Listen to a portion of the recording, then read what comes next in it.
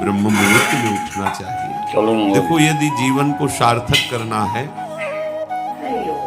तो जिसके शैया में लेटे हुए सूर्य भगवान का उदय हो जाता है, उसकी आयु, बुद्धि, श्री, तेज, बहुत सी बातें नष्ट हो जाती हैं।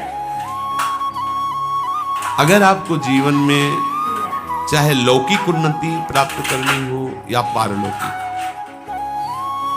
प्रातःकालीन कम से कम सूर्य उदय होने के 2 घड़ी पहले, 24 दूनी 48 मिनट, अभी सूर्य उदय होने में 48 मिनट हैं, आपने सैया छोड़ दिया, इसके आगे सूर्य उदय होने के 48 मिनट पहले आप सैया से हट जाएं।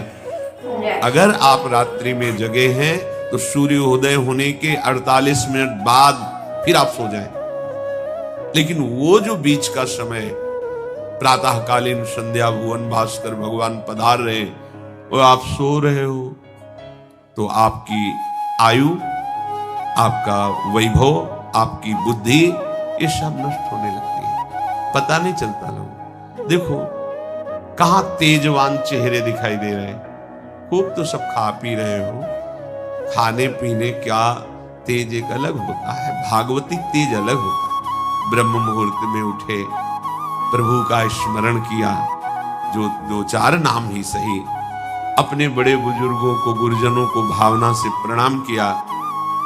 पहली बात, शरीर स्वस्थ रखने के लिए गरम जल किया, हल्का, आधा लीटर से 1 लीटर तक जल पिया, भगवत भाव अर्पित करके, वज्रासन में बैठकर। आप लोग दिनचर्या को नहीं करते हैं तो आप ब्रह्मचर्य को पचा नहीं सकते। ध्यान रखना, ब्रह्मचर्य कोई छोटी मोटी शक्ति नहीं है, उसको पचाने के लिए आपकी दिनचर्या दिव्य होनी चाहिए। फिर इसके बाद आप 5 मिनट 10 मिनट टहलिए, फिर सो जाइए। फिर जो शौचाचार की पवित्रता बताई गई उसके अनुसार आप स्नान आदि करके, पवित्र वस्त्र धारण करके, जैसे कोई महान व्यक्ति आ रहा है तो हम उसके आदर के लिए खड़े हो जाते हैं, ऐसे भुवन भास्कर पधार रहे, हाथ जोड़कर प्रणाम किया, अर्घदान किया, गुरु मंत्र जपा, आदि आदि। अब पड़े हो आप कि हम तो 2-3 बजे तक जगे हैं, ऐसा अगर आप भजन में जगे हैं तो भी सूर्योदय के समय आप उठ जाइए। आपके गुरु आवे तो क्या आप सोते रहेंगे क्या? जो जगत गुरु हैं भुवन भास्कर, परम ज्ञान स्वरूप हैं, गायत्री छंद रूपी घोड़े हैं इनके रथ के, स्वयं भगवान अरुण देव सारथी हैं, और भगवान पीछे वर्णन किए, मैं ही सूर्य रूप से जगत को प्रकाशित करता हूं और ताप के द्वारा जल को सोख कर मैं ही वर्षा कराता हूं। भगवान का आदर करना। जो सूर्योदय तक सोते हैं उनकी बुद्धि में भागवतिक बातें, अध्यात्म बातें आ जाए, मेरी समझ में नहीं आता। अगर आप थोड़ा भी शरीर स्वस्थ रखना चाहते हैं तो जैसे नियम से भजन वैसे व्यायाम आवश्यक है। सबसे प्रार्थना है, ये दवाइयों के बल पर जीना बंद करो। शरीर में जितनी आवश्यकता जल की है, अगर उतना नहीं जाएगा तो आपकी एसिड बनेगी, फुंसियां निकलेंगी, कब्ज बनेगा, कई परेशानी। हम साधकों को कहते हैं, कभी कभी जैसे पूछते हैं कितना जल पिया, वो अभी तो पिया नहीं। ये शरीर है, ये एक गाड़ी है, ये कोई सच्चिदानंद नहीं है। उचित आहार, उचित जल, व्यायाम के लिए तो समय नहीं। और भी 10 दिन बीमार पड़ोगे, फिर देखो आप कहते समय नहीं। हमने अपने बीमार स्थिति की दिनचर्या को बताया, शीत धाम की 2 बजे उठना, जो आपको बोल रहे हैं ऐसे ही दिनचर्या करते, और 45 मिनट व्यायाम, इसके बाद तुरंत प्रणाम करके वृंदावन की परिक्रमा, फिर आके श्री जी की मंगला, फिर आके 9 बजे तक गुरुदेव भगवान की सेवा में, फिर वहां से आके श्री जी का श्रृंगार, फिर भिक्षावृत्ति आदि 12-1-2 बजे तक। कोई चाय, कोई पानी, कोई ऐसा कुछ नहीं कि बाल भोग, कुछ नहीं, था ही नहीं। जिंदगी में 100 ग्राम दूध नहीं खरीदा कि भाई हमारा दूध बन, कभी नहीं ऐसा। और कभी ऐसा महसूस नहीं हुआ कि मैं बहुत कमजोर हूं। ब्रह्मचर्य को पचाने के लिए बहुत शरीर को क्रियाशील होने की आवश्यकता है, या तो प्राणायामों के द्वारा, आसनों के द्वारा। अब न आसन है, न प्राणायाम है, न व्यायाम है, और फिर क्या, कैसे भावना आपकी भगवत भावना बनेगी? तो एक प्रमाद स्थिति, एक छिन्न भिन्न खिन्न स्वभाव, नहीं बात नहीं। अध्यात्म का साधक जो होता है नवीन खिला हुआ कमल जैसा, मुख प्रसन्न तन तेज विराजा, रामचंद्र कर का, कोई असाध्य रोग, कोई बहुत पीड़, वो बात अलग है। नहीं तो ऐसा वो जैसे कमल खिला होता है ऐसे खिला रहता है। क्यों? हर समय चिंतन सही, आचरण सही, सब कुछ सही। जो भगवत भावना विहीन जीवन है वो मुर्दा जीवन है। जिन हरि भगति हृदय नहीं आनी, जीवित सब समान थे प्राण। वो जान नहीं रहे, मुर्दे जैसा जीवन है। क्या जीवन का? वही गंदे भोगों को भोगना, उसी का चिंतन करना, और भोग भोगने वाले शरीर को स्वस्थ रखने के लिए विषय सामग्री इकट्ठी करना, इसके बाद मर जाना। बोलो इसके अलावा और क्या है? ये बनाया, वो बनाया, वो बनाया, जरा सा हिला, पूरा का प्रांत नष्ट हो गया। क्या है इसमें? शाश्वत क्या है? हमें तसल्ली होती है, हमने एक मकान बना लिया, तसल्ली होती, 4 लड़के हो गए और काल का तमाचा लगा, पूरा का पूरा सब। क्या तसल्ली? हृदय को तसल्ली तब दो जब नाम चले, राधा राधा।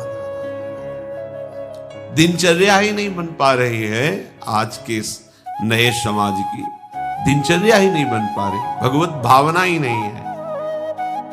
देखो, अगर परिवार में रह करके आप भगवत भावना नहीं करते तो सब परिवार में रहकर आसक्त हैं और सब दुर्गति को प्राप्त होते हैं।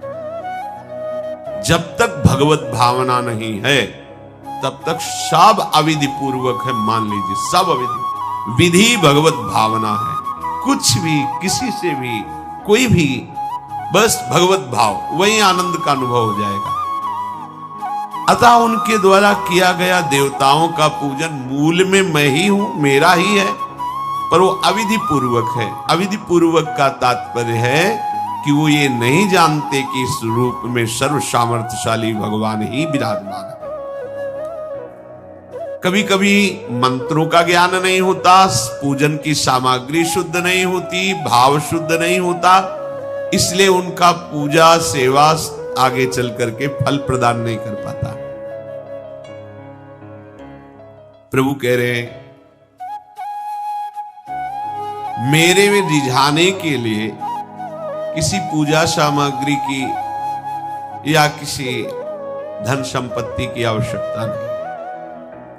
पिता को बस इतना ही चाहिए कि वो अपनापन करके दौड़ के उनकी गोद में बैठ जाए, बस अपनापन प्रभु को चाहिए। माया के भूल भुलैया से वापस लौटिए और एक बात केवल बैठ जाए अगर हृदय में कि मेरे प्रभु, अब मैं थक गया हूं, यहां कोई मुझे सहारा देने वाला नहीं, अपना नहीं, नाथ मुझे अपना बना लो। ये बहुत बड़ी बात है हृदय की। किसी के बहुत भाग्यशाली होगा उसके हृदय में बात आए, प्रभु उसकी रुचि का विषय बन जाते हैं। प्रभु जहां वो ऐसा भावना करता है और उसकी रुचि हो जाती है प्रभु में। जैसे हमारी विषयों में रुचि, ऐसे प्रभु में रुचि हो जाती है।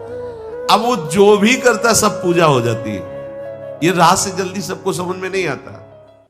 ध्यान दीजिए, भगवत भावना विहीन आप जो भी कर रहे हैं वो सब अविधि पूर्वक है, भगवान कह रहे हैं। अगर भगवत भावना युक्त है तो जो भी कर रहे हैं सब विधि पूर्वक। कर्माबाई जी ने, एक विधि विधान जानने वाले संत ने जब कहा कि आप तो बिना स्नान में बड़ा अपराध, कैसे बना, तो और वो प्रातः अपनी स्नान आदि दिनचर्या करने लगी तो विलंब हुआ। फिर खिचड़ी अमनिया की ठाकुर जी को, ठाकुर जी आए गोद में बैठ के, एक कवल ही पाए कि उधर पर्दा, भाग के ठाकुर जी गए। खिचड़ी लगी थी, पार्षदों ने कहा जय जय, तो अभी भोग ही नहीं पधराया। फिर वो बोले कर्मा भाई है ना, वो मुझे भोग लगाती, और पता नहीं उस महात्मा ने क्या समझा दिया विधि विधान, वो भोरी भारी हमारी भक्ता, वो अब नहाने धोने में समय लगाने लगी, इसलिए आज विलंब। देखो तुम जाओ और उनसे कह दो हम विधि विधानों से फंसने वाले नहीं, विधि विधान हमें कोई फांस नहीं सकता है। एक प्रेम फांस है जिसमें मैं फंस जाता हूं। बिना किसी बंधन के अगर ये बंधते हैं, उसका नाम है प्रेम डोरी। जय श्री भट्ट प्रेम रस बंधन, क्यों छूटे दृढ़ फंद, बसो मेरे नैनन में दो चंद। ये बात सबकी समझ है। जाओ उनको कह दो, जैसे वो बनाती थी वैसे बना। पूरा अविधि है। अगर शास्त्रीय सिद्धांत से दे देखो अविधि है, पर वो महान विधि है जो भगवान को आसक्त कर लिया। कौन सी विधि? मेरे अपने प्रभु, मेरे प्यारे रात में भूखे रहते होंगे, ये भाव। भगवत भाव विहीन जितना जो कुछ आप कहोगे कि कैसे अविधि पूर्वक भगवान कह रहे हैं। देखो, जब मथुरा के ब्राह्मणों को भगवत पार्षद सखाओं ने निवेदन किया कि भगवान श्री कृष्ण और बलराम आज इधर ही गाय चराने आए हैं और वो भूखे हैं, आप थोड़ा सा कुछ भोजन सामग्री दे दीजिए। ऐसे देखा कि ग्वारिया है, बात ही नहीं की, अधिकारी ही नहीं समझा, बात का अधिकारी नहीं समझा। ऐसा नहीं कि इनको पता न चला हो कि भगवान का अवतार है, क्योंकि जब भगवान अवतरित हुए सबको पता था कि भगवान अवतरित हुए हैं। प्रायः सबको पता था, सब। जैसे वायु शीतल चलती तो सबके अंगों में लगती है, इसलिए महान प्रकृति उल्लसित होकर नृत्य कर रही थी आनंद में जब भगवान का प्रादुर्भाव हुआ।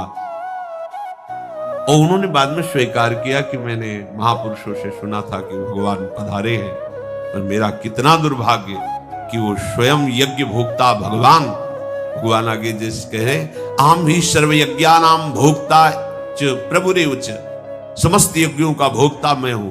स्वयं समस्त यज्ञों की भोक्ता मांग रहे, और वो यज्ञ करने वाले ब्राह्मण अनादर कर रहे हैं। हुई ना विधि। और उन्होंने स्वीकार किया है कि मुझे चारों वेदों का ज्ञान है, गायत्री का अनुष्ठान, त्रिकाल संध्या, जितना भी शास्त्रीय सिद्धांत सब पालन करता हूं। पर सबके लिए उन्होंने एक शब्द प्रयोग किया, धिक्कार है मेरे ज्ञान को, धिक्कार है मेरी पवित्रता को, धिक्कार है। स्वयं यज्ञ भोक्ता भगवान मांगे और हमने बात भी नहीं की। पर अहो भाग्य हमारे कि हमारी पत्नियां ऐसी निकली जो हमारी बात बन गई, भगवत साक्षात्कार करने वाली। वहां कौन सी विधान का पालन कर रही?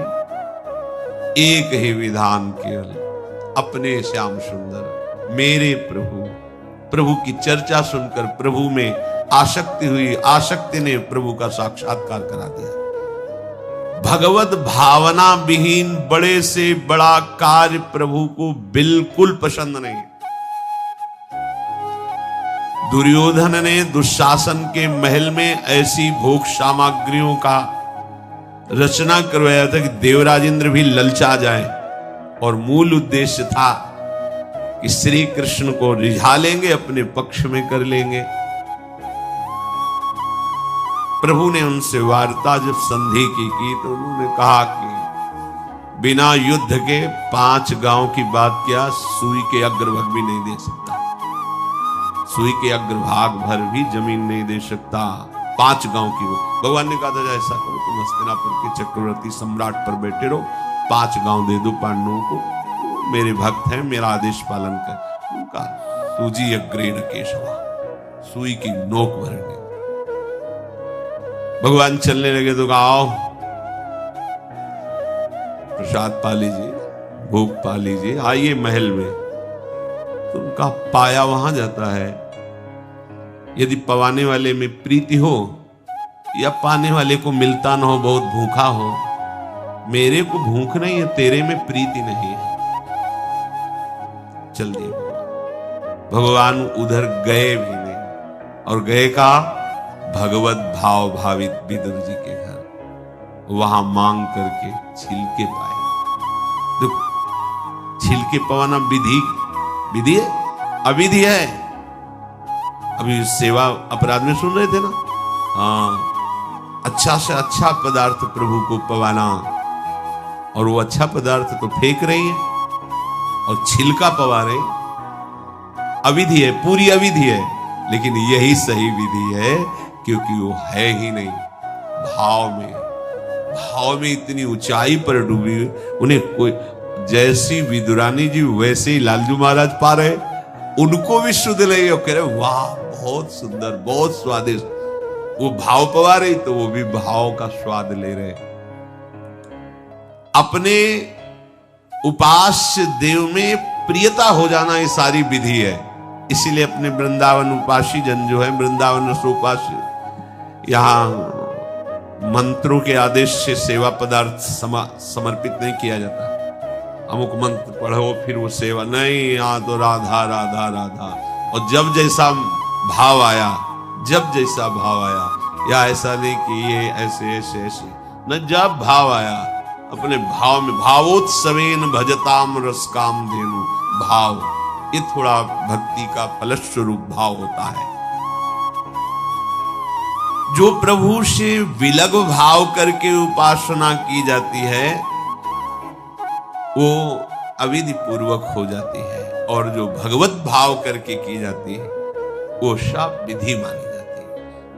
जिसमें हमारे प्रभु को सुख मिले, ऐसी भावना करके जो भी किया जाए उससे भगवत प्राप्ति निश्चित है। क्योंकि श्री भगवान कह रहे अहम ही सर्वयज्ञानां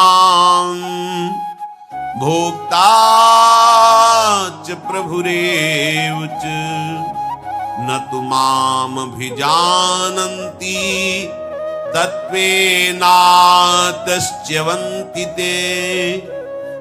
क्योंकि सब यज्ञों का भोक्ता मैं हूं, मैं सबका स्वामी हूं, परंतु ये जो मेरे से विमुख है ये ऐसा नहीं जानते,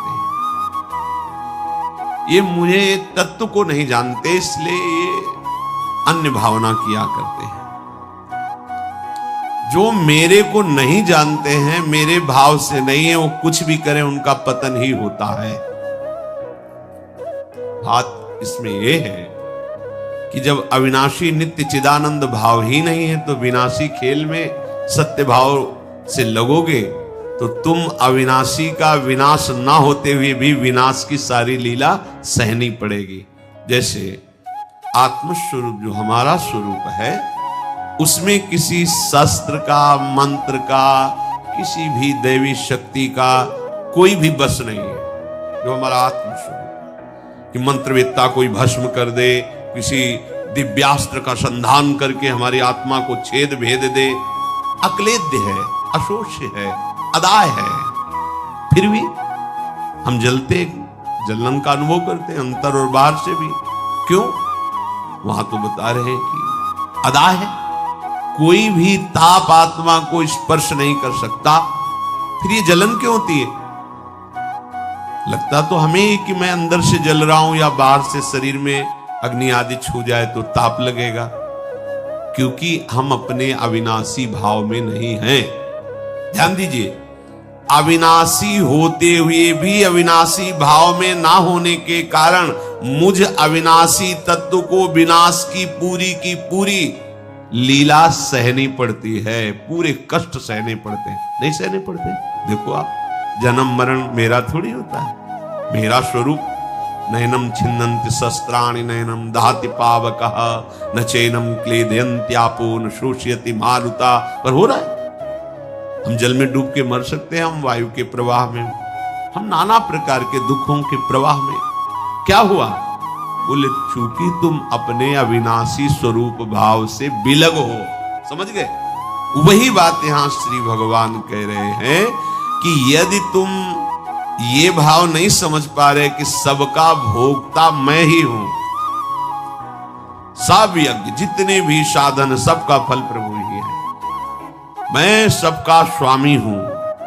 जो मेरे को तत्व से नहीं जानते हैं, मेरे पर भाव नहीं करते, उनका पतन ही होता है। कारण ये अविनाशी भाव ना होने के कारण, विनाशी में सत्यत्व भाव होने के कारण परिणामता कुछ हाथ नहीं लगेगा, केवल नाश ही नाश। जब हम प्रभु की तरफ चलते हैं तो उसमें प्रधानता होती किसी संत या शास्त्र के वचन।